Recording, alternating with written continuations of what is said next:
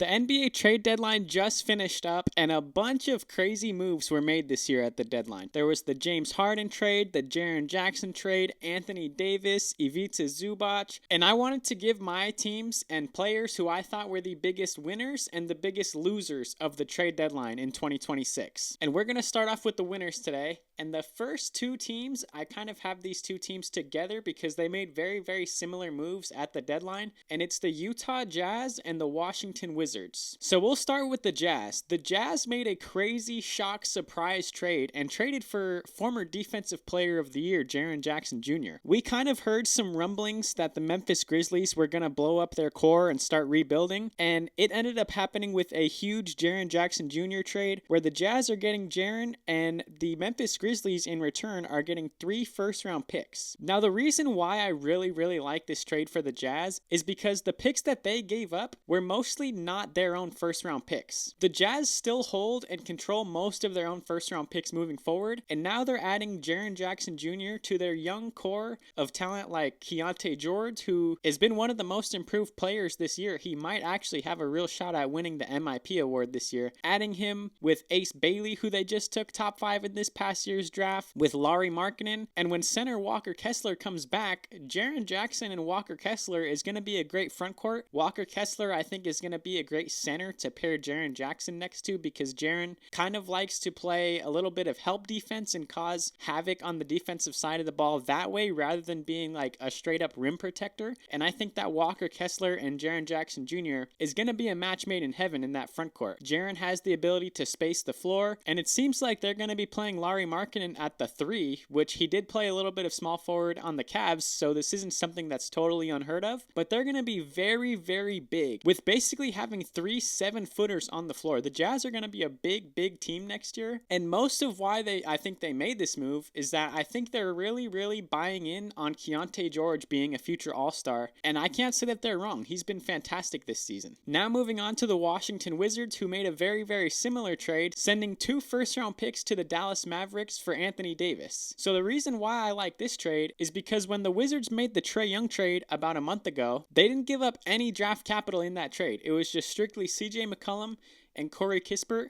So they kept all of their draft capital, and now they're able to put some of those assets forward to this Anthony Davis trade. And they gave up the 2 draft picks, but they didn't really give up any young players that they cared about. So now going into next season, this team is basically going to be Trae Young at point guard, Trey Johnson at shooting guard, who's looking really good this season as a sharpshooter, and he has the ability to get his own shot here and there. Keyshawn George, and at power forward, Anthony Davis with Alex Sarr as the center. And I think that Alex Sarr and Anthony Davis, similar to what I was just saying about the Jazz, Alex Sarr being paired up next to Anthony Davis is a perfect center to put Anthony Davis next to. And I think that they have a lot of similar tendencies, and I really like the pairing. Defensively, they might be one of the best front courts in the NBA, and that's going to be perfect because when you have Trae Young as your starting point guard, it's been talked about so much how much of a liability Trae Young is defensively that having a front court of Anthony Davis and Alex Sarr, 2 players who are borderline elite defensively, it's going to be a recipe to have at least an average defense and be able to hide Trae Young as much as possible, because if you try and penetrate the defense and get inside into the paint, you're going to be seeing Anthony Davis. You're going to be seeing Alex Sarr. And then offensively, pairing AD and Sarr with Trae Young is going to be great. They're both going to be setting hard screens. They both have the ability to roll downhill to the basket. They both have the ability to pick and pop and shoot threes. It's going to open up the floor for Trae Young, and also the lobs and the passes that Trae Young is going to be setting these 2 bigs up with, I think is going to be great for this Wizards team. And again, they didn't really give up their own draft capital. These teams in the Wizards and the Jazz gave up mostly picks that they had acquired in other trades and flipped them. So the Wizards have the opportunity to pair a possible lottery pick with this young core now, and then you start moving forward in the next steps of this rebuild, which is why I like this. So the next teams that I have as winners, again, it's kind of like a pair. It's a pairing of winners because I think that they're both very similar in their situation, and it's the Indiana Pacers and the LA Clippers. So why I think that they're both winners is because of the Zubac trade. The Clippers traded Ivica Zubac and Kobe Brown to the Indiana Pacers for Benedict Mathurin, Isaiah Jackson, and 2 first-round picks. And I think that this is about as win-win of a trade as you're going to see in the NBA. The Pacers lost Miles Turner this past offseason, and now they're getting their center that they needed to replace Miles Turner, and I think Zubac is an upgrade from Miles Turner. Last season, Zubac had the best season of his career. He finished and made an all-defensive team. He got All-NBA votes. He was a borderline All-NBA caliber player. And for the Pacers to get their center, to be able to pair him with Tyrese, who's going to be coming back next season, with Pascal Siakam, with Aaron Nesmith, with Andrew Nembhard, this looks like a team that next season is going to be among the contenders in the Eastern Conference. And the Clippers end up getting a really good haul for Zubac. They're getting Benedict Mathurin, who's only 23 years old, and although he hasn't improved as much as a lot of NBA fans would have liked to see him improve, he's still only 23, and regardless of how much he improves from now until 3 or 4 years from now, you know that at the very, very minimum, Benedict Mathurin is going to be a good scorer who can shoot consistently and create his own shot, and he's going to bring some youth to this Clippers team.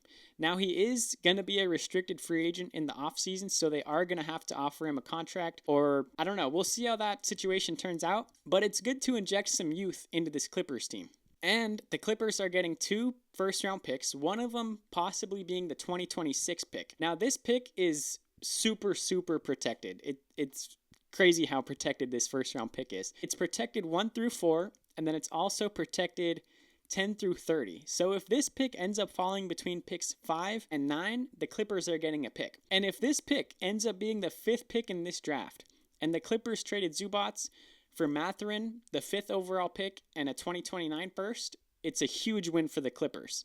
Because then we'd be talking about this Clippers team as Darius Garland, Benedict Mathurin, a top 5 pick, which could end up being, if Caleb Wilson falls to 5, Caleb Wilson. My personal favorite draft pick is Keaton Wagler from Illinois. He's projected to go around that 6 to 7, 8 range in the draft. If the Clippers end up with Keaton Wagler, who's a 6'6 shooting guard who would be able to be paired with Darius Garland in that backcourt, we'll be looking at this Clippers team, and you look at Garland, you look at Benedict Mathurin, you look at a top 5 draft pick.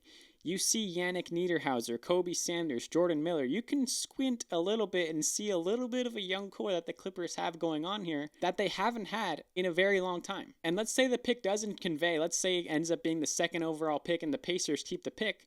The Clippers get a 2031 unprotected first instead. So who knows what the NBA is going to look like in 2031? Who knows how the Pacers are going to look like? An unprotected 2029 and 31 first-round picks from the Pacers is a good haul for the Clippers. Okay, so now we're getting into the losers part of the video. My first loser that I have is going to be the Houston Rockets. Now, why I think the Rockets are a loser of the trade deadline is because they have a glaring hole on their team, and it's the guard position. They really don't have that many people who can create their shot by themselves on the perimeter. They've been very, very heavily leaning on Kevin Durant in the clutch time to create his own shot and to just come up clutch. And their offense in the clutch is just not as good as you would want them to be as a team that wants to be contenders. In the last few games, teams on the offensive side of the ball have been attacking Alperen Sengun. On defense, they've been letting Amen Thompson shoot as many threes as he wants, and sometimes he doesn't even shoot them because he's just not a good three-point shooter. And this can easily be exposed in a playoff series, which is why I actually have a video coming out very, very soon about why I think the Rockets are not contenders. But that's for that video. They do have Reed Sheppard, and I think that Reed Sheppard, and I really, really like Reed Sheppard. He's super confident, and he's an absolute bucket, but he's not the caliber player that is really going to be a difference maker for this Rockets team like they need.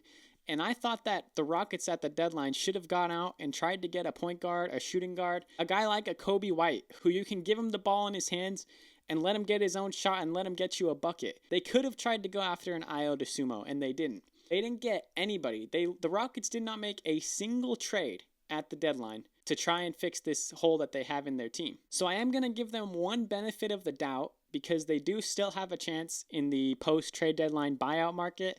Cam Thomas just hit free agency. Maybe this Rockets team tries to go out and pursue a Cam Thomas to at least get some sort of perimeter shot creation, but I have to have the Rockets as a loser. And my next loser is going to be the Chicago Bulls. The Bulls made a bunch of moves at the trade deadline. I don't know off the top of my head, but it seems like they made the most moves at the deadline.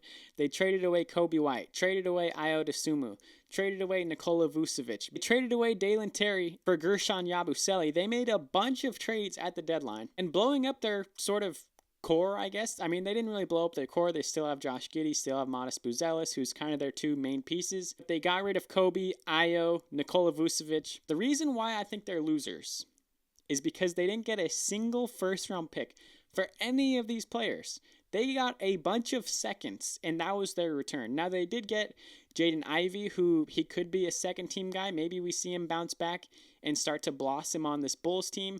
Maybe Rob Dillingham somehow, someway figures his stuff out and he blossoms on this Bulls team. But this Bulls team has 1,000 guards on the roster. They have those two guys, Anthony Simons, Josh Giddey. There's so many guards on this roster that how are these guys going to be able to get the opportunity to break out? If you wanted to take a chance on second team guys like Jaden Ivey and Rob Dillingham, I'm all for that idea. But they have to have opportunity. So maybe this will be a thing like we'll move forward and we'll see how Coach Billy Donovan decides to utilize all these players in positions where they can succeed. But I think it's going to be very hard to. And I think that trading away Kobe, Ayo, Nikola Vucevic, and getting a bunch of seconds in return seems like bad GMing to me. And to me, it seems like they waited way too long to move some of these players. If they would have traded Kobe or Nikola Vucevic a year ago, they for sure would have gotten first-round picks for these players, but they just have a bunch of seconds and a bunch of expiring contracts. So I don't know. I guess I could see a pathway to this working out. They have some flexibility. They have no big men, which looks like they're just going to try and tank the rest of the season. They're in a spot in the standings where even if they do tank the rest of the season, they're not going to end up being below the Pacers, the Brooklyn Nets, the Wizards. The Bulls can't catch up to any of those teams. Maybe they get lucky in the lottery and this all works out, but I have to call the Bulls a loser for this. So those were my winners and losers of the NBA trade deadline. I want you guys to go down below in the comments and let me know who you think are the winners and losers of the deadline. Do you think OKC won the deadline by getting Jared McCain? Do you think that the Timberwolves getting Ayo Dosunmu from the Bulls, do you think that's a really, really good move? And you think the Timberwolves are winners at the deadline? Do you think the Warriors lost by getting Kristaps Porzingis, who never stays on the floor? Let me know in the comments what you think. Leave a like on this video. Subscribe to Yanker Hoops. Thank you guys so much. I'm out of here.